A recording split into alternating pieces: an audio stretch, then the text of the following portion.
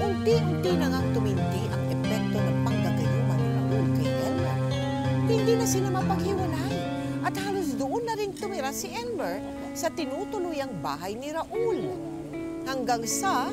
Bakit naman hindi? Pwede naman. Ito? Ano pa?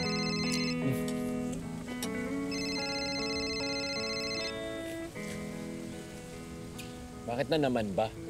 Ikaw na nga itong naalalang tawagan, ikaw pa itong galit. Hoy, Elmer, nakakalimutan mo ata. May asawa ka ha? Buhay binata ka na ata dyan eh. Nakakalimutan mo na ata na may anak ka din. Bakit? Nagpapadala naman ako ng pera. Eh di sana nangangamusta ka rin. Ano ba?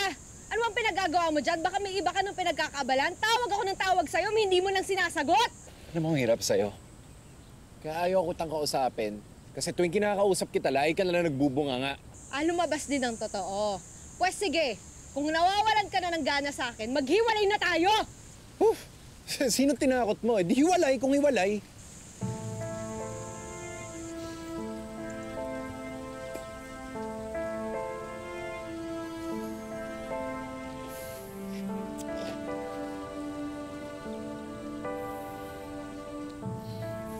Magalala, tol.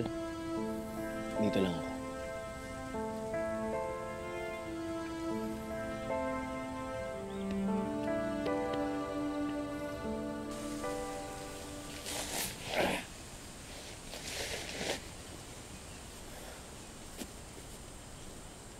Tol, pwedeng papunas naman ng likod, tsaka palagay na rin sa...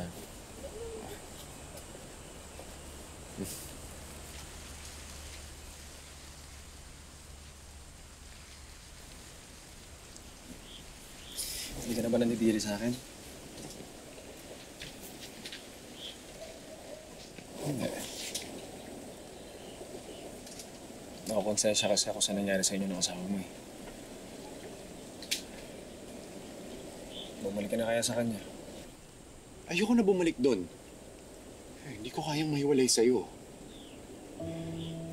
Bahala na sila doon kung anong gagawin nila ron. Bahala na rin tayo kung anong meron tayo. So alam ko, dito ako masaya. Meron man dito, di ba?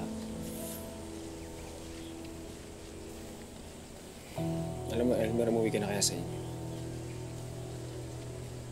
Ganito na lang. Kakalimutan kita, kakalimutan mo ako. Yun na yun. Ano ba sinasabi mo? Hindi ako papayag doon. Hindi ko kaya mahiwalay ka sa akin eh. Pag nangyari yun, mamamatay ako.